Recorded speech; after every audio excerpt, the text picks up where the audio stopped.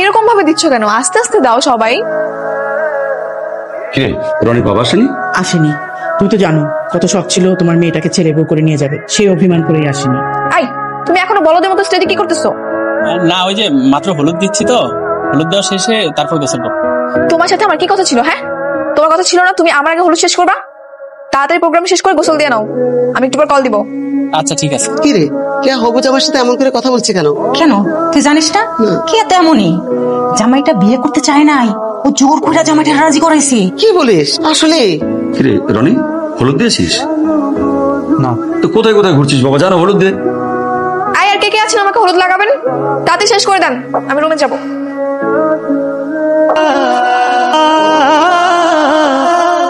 Hello, কিরে বন্ধু, কই তুই? কোথায় আবার? তুই জানিস না কোথায় আছে? কাজিনের বিয়েতে তোকে এত করে থাকতে বললাম, তুই চলে গেল। শুধুই কি কাজিন, নাকি তো সে ছোট্টবেলার ক্রাশ কাজিন? দেখিস কান্নাকাটি করে বা কি লাভ, দেখার মতো তো কেউ নেই। আচ্ছা, বিয়ে কি হয়ে গেছে? বরযাত্রী এখনো আসেনি, আসলে বিয়েটা হয়ে যাবে।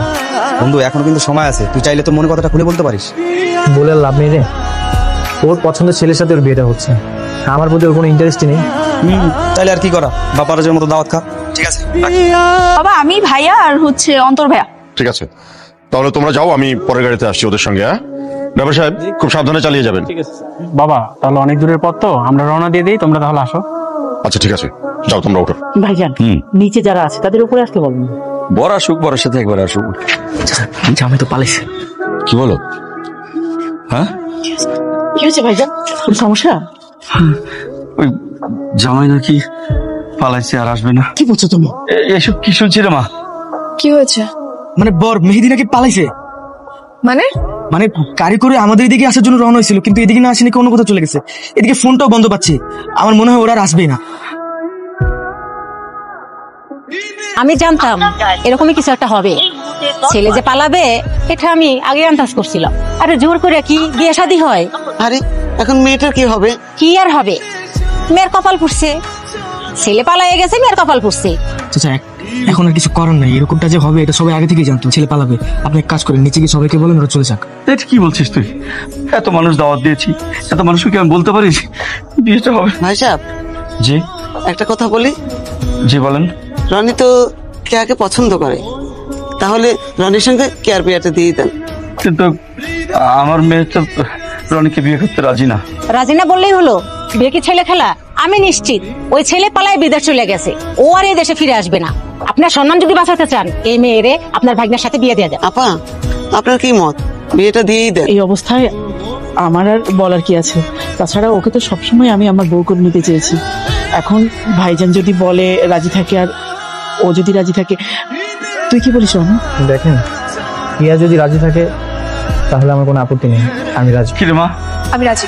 আলহামদুলিল্লাহ, আলহামদুলিল্লাহ, ইজ্জতের মালিক আল্লাহ। ভাইজান, তুমি একটা কাজ করো, নিচে যারা আছেন তাদের উপরে আসতে বলো, আর কাজী সাহেব এসেছে কিনা তাও দেখো, তাহলে তাড়াতাড়ি বিয়েটা করো।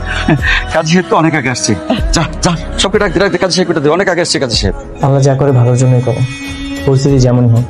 আজ তুমি আমার ওয়াইফ, তোমার দায়িত্ব যখন নিয়েছি, দায়িত্বটা ভালো মতো পালন করার চেষ্টা করবো। তুমি না মন খারাপ করে থেকো না। কে আপা? কে আপা? রনি ভাই, খবর শুনছেন? কি হয়েছে? পাত্রের বাবা আসছে, পাত্র নাকি পালায় নাই, অ্যাক্সিডেন্ট করছিল, এখন হসপিটালে ভর্তি আছে। আর অ্যাক্সিডেন্টের সময় নাকি ফোনটা ভেঙে গেছিল, তাই আমাদের সাথে যোগাযোগ করতে পারে। সত্যি? মেয়েদি কোথায় এখন? জসিমউদ্দিন হসপিটালে ভর্তি আছে, এই খবরটা আমি দিতে আসছিলাম তোমাদের। আচ্ছা তোমরা থাকো, আমি তেলে চাই। মেহেদি, কোথায় যাচ্ছ? আমার মেহেদির কাছে। মেয়েদের কাছে যাচ্ছ মানে? তুমি এখন আমার ওয়াইফ, তুমি ওই ছেলের কাছে হুট করে চলে যেতে পারো না। যেতে পারি না মানে? তুমি কি পাগল? হ্যাঁ, যেই ছেলের সাথে আমার বিয়ে হওয়ার কথা ছিল সে এখন অ্যাক্সিডেন্ট করে হসপিটালে, আর আমি কি এখন তোমার সাথে বাসর করবো? আশা করবে কিনা সেটা পরের কথা, এখন আমাদের বিয়ে হয়ে গেছে, তুমি কোথাও যেতে পারবে না। তুমি কি চাও? হ্যাঁ, আমি তোমার সাথে এখন বসে সংসার করি? অবশ্যই, বিয়েটা কোনো ছেলে খেলাম, মানে সব রীতিনীতি মেনে আমাদের বিয়েটা হয়েছে। তুমি আমাকে কবুল করেছো, আর আমি তোমাকে। এটা তুমি অস্বীকার করতে পারবে? হ্যাঁ পারবো, কারণ আমি মন থেকে কবুল বলিনি, আর তোমাকে আমি এখনো স্বামীর কোনো অধিকার দেইনি। যতক্ষণ না পর্যন্ত আমি তোমাকে কোনো অধিকার দিব, ততক্ষণ একদম আমার উপর কোনো অধিকার খাটানোর চেষ্টা করবা। কে ধরো? এই ছাড়ো। আঙ্কেল, মেহেদি কোথায়? ওর কি হয়েছে? কিভাবে অ্যাক্সিডেন্ট হলো আঙ্কেল? ও এখন কেমন আছে? কেমন আছে আমি কিছুই জানি না, ডাক্তার সাহেব আসলে সবকিছু জানতে পারবো। দেখি প্লিজ একটু সাইড। ডাক্তার সাহেব, ডাক্তার সাহেব ভিতরে আমার ছেলের অবস্থা এখন কেমন? আচ্ছা শুনুন, পেশেন্টের অবস্থা খুবই সিরিয়াস, মানে মাথার মধ্যে প্রচন্ড আঘাত পেয়েছে, রিপোর্ট না আসা পর্যন্ত আমরা আসলে কিছু করতে পারছি না। আমি কি একটু ভিতরে যাবো? না না, এখনো ট্রিটমেন্ট চলতেছে, ভিতরে যাওয়া যাবে না। আর প্লিজ পেশেন্টের সাথে একদম থাকে, বাকিটা আল্লাহ ভরসা। আপা চল এখন বাসে চলে যাই। না আমি যাবো না। আপা বাসা থেকে অনেকবার ফোন দিচ্ছে, তুই এখন চল বাসে চলে যাই, পরে আমি তোকে না হয় দেখা করতে মিস পাবো। যাও মা, তুমি বাসায় চলে যাও। কিরে কিছু লাগবে? কেয়া কোথায়? কি আর ছাদে গেছে? চাটা কেয়াকে দিয়ে। মা এখন আমি কি করব? কি আর করবি, যা হবার তা তো হয়েই গেছে। মেয়েটা সাময়িকভাবে কষ্ট পাচ্ছে, 2 দিন পরে ঠিক হয়ে যাবে। ঠিক হবে তোমার? হবে, তুই ওকে একটু বোঝা, দেখবি সব ঠিক হয়ে গেছে। আর ভাগ্যকে তো মেনে নিতে হবে, ভাগ্যে যা আছে তাই হবে। কে তোমার জন্য চা এনেছি। দেখো কে, আমি আসলে আমার ডিভোর্স চাই। মানে আমি কি উর্দুতে কিছু বললাম? না মানে ডিভোর্স কেন? আমার চাই মানে চাই। চলো লয়ারের কাছে, আজকের মধ্যে সবকিছু ব্যবস্থা করে ফেলো। এসব তুমি কি বলছো? এটা কখনো হয় নাকি? বিয়ের একদিনের পরে ডিভোর্স? লোকে শুনলে তো হাসাহাসি করবে। আমার বিয়ের একটা অ্যাক্সিডেন্ট ছিল, আমি মেহেদিকে এখনো ভালোবাসি আর ওকে বিয়ে করতে চাই। তোমাদের ওটা না ভালোবাসা ছিল না, তোমার সাইড থেকে একতরফা পছন্দ ছিল। তুমি তো মেয়েদিকে জোর করে বিয়ে করতে যাচ্ছিলে, ও তো তোমাকে পছন্দ করে না। আই তোমাকে বলছে, ও এসে বলছে যে ও আমাকে পছন্দ করে না। দেখো কে, যা হওয়ার তা তো হয়ে গেছে। আমার ফ্রেন্ড সার্কেল, ফ্যামিলি সবাই জানে তুমি এখন আমার ওয়াইফ। এখন যদি তুমি এমন কিছু করো তাহলে আমার মান সম্মান তো কিছুই থাকবে না। আচ্ছা তুমি ভাগ্যকে মেনে নাও না। আচ্ছা মেয়েদি যদি পালিয়ে যেত, ও যদি অ্যাক্সিডেন্টে মারা যেত, তাহলে তো তোমাকে মেনে নিতেই হতো, তাই না? মুখ সামনে কথা বলো, মেহেদিকে নিয়ে আর একটা উল্টাপাল্টা কথা বলবা না। আমার ডিভোর্স লাগবে মানে লাগবে, আর তুমি ডিভোর্স দাও বা না দাও, আমি তোমার সঙ্গে কখনো সংসারই করবো না। আল্লাহর রহমতে তুই এখন বিপদ মুক্ত। তার বলেছে তোকে এখন বাড়িতে নিয়ে যাওয়া যাবে। বাবা কেয়া নাকি বিয়ে করে নিয়েছে। হ্যাঁ, আঙ্কেল আসসালামু আলাইকুম। ওয়ালাইকুম আসসালাম। এই কেমন আছো তুমি? এখন একটু ভালো। আঙ্কেল ডক্টর কি বলেছে? ডাক্তার বলেছে ওর মেজর কোনো প্রবলেম হয়নি, শুধু মাথার ওই স্ক্যাল্প ড্যামেজ হয়ে গেছে, ব্রেনে কোনো আঘাত লাগেনি। যাক আলহামদুলিল্লাহ। পুরোপুরি সুস্থ হতে কতদিন লাগবে? সম্পূর্ণ সুস্থ হতে আরো 7-8 দিন তো সময় লাগবেই। শুনলাম তুমি নাকি বিয়ে করে নিয়েছো। না, ওটা একটা অ্যাক্সিডেন্ট ছিল। তুমি সেদিন আসতে লেট করছিলে, আর বাসার সবাই বলা বলি করছিল তুমি নাকি পালিয়ে গেছো। তোমাকে আমি ফোনেও পাচ্ছিলাম না, তাই আগের বছরটা করে ফেলেছিলাম। সেদিন ট্রাফিক জ্যাম এড়ানোর জন্য আমরা অন্য একটা রাস্তায় গিয়েছিলাম, আর সেখানে অ্যাক্সিডেন্টটা হয়েছিল। এমন একটা জায়গায় অ্যাক্সিডেন্ট হয়েছে, খবরটা পৌঁছাতে অনেক দেরি হয়ে গেছে। আচ্ছা যা হওয়ার হয়ে গেছে, তুমি এবার তাদের সুস্থ হয়ে ওঠো, তারপরে আমাদের বিয়ে এসে নাই আবার বাঁচবে। আর তোমার হাজবেন্ড? আমার হাজবেন্ডকে আমি ডিভোর্স দিয়ে দিব, আর ওকে আমি বলেছি ওর কোনো সমস্যা নেই। হসপিটালে সব কি বলতেছিলে? কেন খারাপ কি বললাম? যা করবো তাই বলেছি। আমি আগেও বলেছি, এখনো বলছি, আমি তোমাকে ডিভোর্স দিচ্ছি না। ডিভোর্স তোমাকে দিতেই হবে। কি আর ডিভোর্সটা না কোনো ছেলে খেলা না, তুমি এটাকে যতটা সহজ ভাবছো ততটা সহজ না। আমি এত কিছু বুঝি না, মেহেদি সুস্থ হয়ে উঠতেছে, আমার ডিভোর্স লাগবে, তুমি ব্যবস্থা করো। কে? সবাই জানে আমি তোমার হাজবেন্ড, তুমি আমার বিয়ে করা বউ। তুমি এসবের পড়া না করলেও আমি করি। লাইফে আনএক্সপেক্টেড অনেক কিছুই হয়, আমিও মেনে নিয়েছি, তুমিও মেনে নাও প্লিজ। শোনো, এসব ইমোশনাল কথাবার্তা শোনার মুড আমার নেই। তোমার আমাকে ডিভোর্স দিতেই হবে, আর এটাই ফাইনাল। আর তুমি যদি ডিভোর্স নাও দাও, আমি এমনিই চলে যাবো, কেউ আটকাতে পারবে না। কি শুনছি রে, কেয়া নাকি তোকে ডিভোর্স দিতে চায়? হ্যাঁ মামা। কিরে তুই কিছু বলিস না কেয়াকে? কি বলবো আমি, সংসার করবে কেয়া, আমাদের বলা না বলার কি আছে বলো ভাইয়া? ঠিক আছে, কিছু বলাও লাগবে না, কিছু করাও লাগবে না। বিয়ে যখন হয়ে গেছে, রনির সাথেই কেয়া সংসার করবে। ব্যাস। না বাবা, তোমরা সবাই মিলে আমার সঙ্গে চিট করেছো, আমাকে মিথ্যা কথা বলেছো। তোমরা বলেছিলে মেহেদি নাকি পালিয়ে গেছে, আর এই কথা শুনেই আমি বিয়েতে রাজি হয়েছিলাম। এখন তো সবটাই সবার সামনে ক্লিয়ার, তো এখন কেন দ্বিমত করছো? দ্বিমত করার তো কিছু নেই। রনি তোকে ধর্মীয় রীতিনীতি মেনে বিয়ে করেছে, তুইও তাকে কবুল বলেছিস, কাজেই এখন তোর মত অমতের কোনো প্রশ্নই আসে না। কেয়া বোঝার চেষ্টা কর। আরে রনের দিক তাকায় হলেও তুই সিদ্ধান্তটা পরিবর্তন কর। ও তোকে ছোটবেলা থেকে ভালোবাসে, বিয়ে করেছে, এখন যদি তুই চলে যাস তাহলে ওর কি হবে? আজব তো, রনির কথা চিন্তা করে আমি আমার জীবন কেন বলে দিব? আমার জীবন কি জীবন না? আমার ইচ্ছা কি ইচ্ছা না? আমি কারো কথা চিন্তা করতে পারবো না, আমি শুধু আমারটাই ভাববো। আপনারা ডিভোর্সের ব্যবস্থা করুন। অসম্ভব, এই বিয়েই বহাল থাকবে। আমরা কেউ তোকে সমর্থন করছি না। রনির সাথেই তোর সংসার করতে হবে, তোর মানা না মানা তোয়াক্কা করছি না, ব্যাস। তাহলে আমিও কারো মানা না মানায় তোয়াক্কা করছি না, ব্যাস। আমি ওর সাথে সংসার করবো না, এটাই ফাইনাল। শোনো, প্রত্যেকদিন একটু একটু করে বের হবা। এভাবে বাসার মধ্যে বসে থাকলে কি তুমি সুস্থ হবে নাকি? হ্যাঁ, আমি তোমাকে নিয়ে প্রত্যেকদিন বের হবো, ওকে? তোমার স্বামী তো রাগ করবে। কিসের স্বামী? হ্যাঁ, তোমাকে বলছি আমি ওকে ডিভোর্স দেবো। কেয়া একটু বসো তো, কি সমস্যা তোমার? এখানে কেন আসছো? না মানে মামা বলছে সবসময় তোমার খেয়াল রাখতে। তোমার মামা বললেই কি তোমার সবসময় খেয়াল রাখতে হবে? হ্যাঁ, কি দেখতেছো না আমি এদিকে সময় দিচ্ছি, তুমি এখানে আমাকে বিরক্ত করতে আসছো কেন? আমি তো তোমাকে বিরক্ত করছি, তোমরা কথা বলো, আমি এখানে দাঁড়িয়ে থাকি। তুমি বিরক্ত না করলেও আমি বিরক্ত হচ্ছি, বুঝছো? তুমি এখান থেকে চলে যাও। আমার কাজিন, বলো কি জানি বলতেছিলে? দেখো তুমি যাওয়ার পর বাবা আমাকে অনেকক্ষণ বুঝিয়েছে, বাবার কথার সাথে আমি একমত। তুমি যেহেতু বিয়েটা করেই ফেলেছো, তুমিও মন থেকে মেনে নাও। একদম খুন করে ফেলবো বলতেছি। এই তুমি কি ফাইজলামি করতেছো আমার সঙ্গে? হ্যাঁ, তোমার জন্য আমি পুরো ফ্যামিলির সঙ্গে যুদ্ধ করতেছি, এখন তুমি ফর্মালিটিস দেখাচ্ছ? না মানে কি না মানে? না মানে হ্যাঁ, কোনো মানেটা আমি বুঝি না। আমি তোমাকে ভালোবাসি, তোমাকে বিয়ে করবো। আমাকে ভালোবাসলে অবশ্যই আমার জন্য অপেক্ষা করতে, অন্য কাউকে বিয়ে করতে পারতে না। নিশ্চয়ই তোমার ভালোবাসার ভিতরে খাত ছিল। চাটা তো অনেক গরম ছিল, তুমি ধরো আমি তোমার জন্য বরফ দিছি। আই লাগবে না। লাগবে না মানে? হাতে তো ফুসকে পড়ে যাবে। আমি তোমার জন্য বরফ দিছি। ফুসকা পড়লে পড়ুক, সেটা আমি বুঝবো। আমি সরি, আমি না খেয়াল করিনি।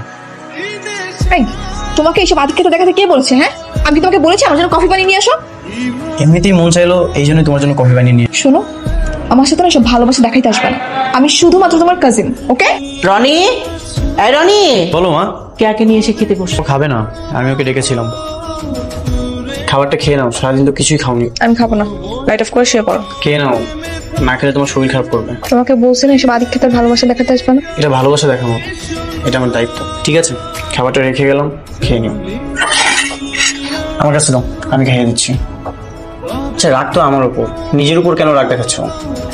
নাও, না হলে তোমার শরীর খারাপ করবে। মনে আছে ছোটবেলায় তুমি হাতে মেহেদি দিতে আর আমি তোমাকে খাইয়ে দিতাম? মনে করো এখন আমরা ছোটবেলায় আছি। মনে আছে ছোটবেলায় একবার তোমারও হাত ভেঙে গিয়েছিল? হ্যাঁ মনে আছে, তুমি আমাকে নানু বাসায় গাছে তুলে দিয়েছিলে আম পাড়ার জন্য। গাছ থেকে পড়ে যেয়ে আমার হাতটা ভেঙে যায়। 1 মাস আমার হাতে ব্যান্ডেজ লাগানো ছিল। তারপর তো তুমি চুপি চুপি এসে আমাকে খাইয়ে দিতে। কিরে দোস্ত, মুসকে মুসকে আসতেছস? এমনি? হ্যাঁ বুঝতে পারছি। তাহলে ভাবি মনে তোকে একটু একটু করে ভালোবাসতে শুরু করছে, তাই না? আরে না, তেমন কিছু না। তারপর কি অবস্থা সেটা বল। অবস্থা হচ্ছে কঠিন খরার মাঝেও আকাশে মেঘ জমার মতো, বৃষ্টি হতেও পারে আবার নাও হতে পারে।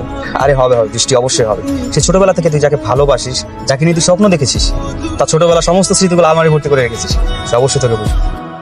সে তো জানেই না আমি তাকে ছোটবেলা থেকে এতটা ভালোবাসতাম। এখনো মনে করে কাজিন হিসেবে ওকে আমি কেয়ার করি। ভালোবাসাটা না তার কাছে সুস্পষ্ট নয়। তাহলে স্পষ্ট করে দে, তাকে বলে দে তোর অনুভূতির কথা, তোর ভালোবাসার কথা, দেখবি সবকিছু ক্লিয়ার হয়ে যাচ্ছে। বলে দিলে কি হবে? কি হবে মানে? তার মনটা নরম হবে, পজিটিভ কিছু আসবে, দেখবি ভালো কিছু হবে।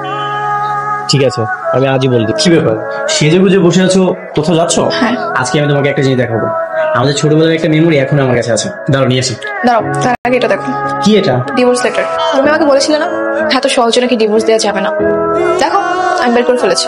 আসসালামু আলাইকুম আঙ্কেল। ওয়ালাইকুম আসসালাম। আঙ্কেল, মেহেদি কোথায়? ওকে একটু ডাকেন না।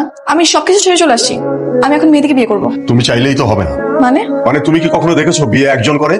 বিয়ে দুজনকেই করতে হয় এবং সেই বিয়েতে দুজনেরই সম্মতি থাকতে হয়। হ্যাঁ আঙ্কেল, আমার আর মেহেদির দুজনেরই তো সম্মতি আছে, এই জন্যই তো আমি সবকিছু ছেড়ে চলে আসছি। না নেই, এই বিয়েতে মেহেদির কোনো সম্মতি নেই। মেহেদি, আঙ্কেল এসব কি বলতেছে? তুমি নাকি আমি বিয়ে করবো না? আমি তো সবকিছু ছেড়ে চলে আসছি তোমার জন্য। তুমি কিছু বলো আঙ্কেলকে। মেহেদির কিচ্ছু বলার নেই, আমি যেটা বলেছি সেটাই হবে। আমার সিদ্ধান্তই ফাইনাল সিদ্ধান্ত। কি হলো, চুপ করে আছো কেন? কিছু বলো আঙ্কেলকে। আঙ্কেল প্লিজ এভাবে বলবেন না আঙ্কেল। আমি আমার ফ্যামিলি, হাজবেন্ড সবকিছু ছেড়ে চলে আসছি আপনার ছেলের জন্য। আপনারা যদি এখন এইভাবে বলেন আমি কোথায় যাবো আঙ্কেল? একটু বোঝার চেষ্টা করেন। তুমি কোথায় যাবে কি করবে সেটা আমার জানার বিষয় না। এখন এসব কথা বলে এখানে কোনো লাভ হবে না। আমি যা বলার বলে দিয়েছি। আঙ্কেল প্লিজ আমাকে দাঁড়িয়ে দিবেন না আঙ্কেল। আমি কই যাবো বলেন? আপনার ছেলের জন্য আমি সবকিছু ছেড়ে চলে আসছি আঙ্কেল। আমি আমার হাজবেন্ডকে ডিভোর্স দিয়েছি। এই মেয়ে, পাছাড়ো পাছাড়ো বলছি। এখানে এসব নাটক করে কোনো লাভ হবে না, পাছাড়ো। এই মেয়ে, তুমি ডিভোর্সি একটা মেয়ে, তুমি কি করে ভাবলে যে একটা ডিভোর্সি মেয়ের সাথে আমার ছেলেকে বিয়ে দেবো? আমার তো আত্মীয় স্বজন আছে, সমাজ বলে একটা কথা আছে। আমি সমাজের লোকের কাছে কি জবাব দেবো? মেহেদি, ওকে এক্ষুনি এখান থেকে চলে যেতে বল। মেহেদি, তুমি এমন কেন করতেছো আমার সাথে? মেহেদি প্লিজ এরকম করো না। তুমি যদি আমাকে ফিরিয়ে দাও আমার যাওয়ার কোনো জায়গা থাকবে না। মেহেদি একটু বুঝো আমাকে। আমি আসলে পারবো না, আমি আমার বাবার অবাধ্য হতে পারবো না। আর তাছাড়া তুমি একজনের সাথে 24 ঘন্টা স্বামী স্ত্রীর মতো থেকে এসেছো। ধরো আমি তোমাকে বিয়ে করলাম, কিন্তু আমার মাথায় না ওই জিনিসটা সবসময় থাকে, আমার গার্লফ্রেন্ড বা আমার স্ত্রী আগে আরেকজনের স্ত্রী। এটা না আমি মেনে নিতে পারবো। তুমি ফিরে যাও। আমি ভাবতেই পারিনি তোমার মেয়ে এই কাজ করতে পারে। মাঝখানে কি হয়েছে? আমার ছেলের জীবনটা নষ্ট হয়ে গেছে, লোকজন ছিছি করছে। ছিছি শুধু তোকে করছে, আমাকে করছে না? আমার সবার নাই, আমার পরিচিত লোক নাই? আমার তো ওটা মেয়ে ভাবতে ঘেন্না হচ্ছে। ওর গলা টিপে মেরে ফেলতে ইচ্ছে করছে আমার। ওর মা মারা যাওয়ার পর এই উশৃঙ্খল বন্ধু বান্ধবের পাল্লায় পড়ে এরকম হয়েছে। ও নিজের ইচ্ছে যা খুশি করেছে, যেমন ইচ্ছে চলেছে। মনে হচ্ছে ওকে আমি গলা টিপে মেরে ফেলি। তুই আমাকে মাফ করে দেবন। হয়েছে, আর দেখাতে হবে না, ঠিক মতো মানুষ করতে পারো না, এই জন্য এই অবস্থা হয়েছে। আজ ওর মা বেঁচে থাকলে আমাকে এগুলো দেখতে হতো না, এগুলো শুনতে হতো না, আমার জীবনটাকে তছনছ করে দিল মেয়ে। তুই আমাকে মাফ করে দেবন। হয়েছে, আর মাপ চাইতে হবে না। তোমার মেয়েকে নিয়ে তুমি থাকো, শুধু ওর দোষ দিচ্ছ, তোমার কোনো দোষ নেই। কেন কিছু বলো। আমি আসলে আমি জানি তুমি আমাকে কি বলতে চাও। ডিভোর্স পেপারে সাইন করে দিয়েছি কিনা এটাই তো বলতে চাও। এই নাও, সাইন করে দিয়েছি। আমি আর কখনোই তোমাকে বিরক্ত করবো, তোমার সামনে যাও। এটা সত্যি, ছোটবেলা থেকে তোমাকে ভালোবাসাতে ভালো রাখতে চেয়েছিলাম, কিন্তু সেই ভালোবাসা যে তোমার গলা কাটা হয়ে যাবে সেটা বুঝতে পারি না। আসলে একতরফা ভালোবাসা গেলেও ভালো থাকা যায় না। তুমি সত্যি সাইন করে দিয়েছো? হ্যাঁ সত্যি। দেখো, আমি চাই না তুমি সাইন করো। আমি আসলে ভুল মানুষকে ভালোবেসে ফেলেছিলাম। আমি চাই তোমার সঙ্গে থাকতে, কিন্তু আমি চাই না থাকতে। আমি এমন একজনকে চেয়েছিলাম যে আমার মতো করে আমাকে ভালোবাসে। আমি জানি তোমার ভালোবাসার মানুষ তোমাকে তাড়িয়ে দিয়েছে। আমি কারো অপশনে থাকতে চাই না। ভালো থেকো।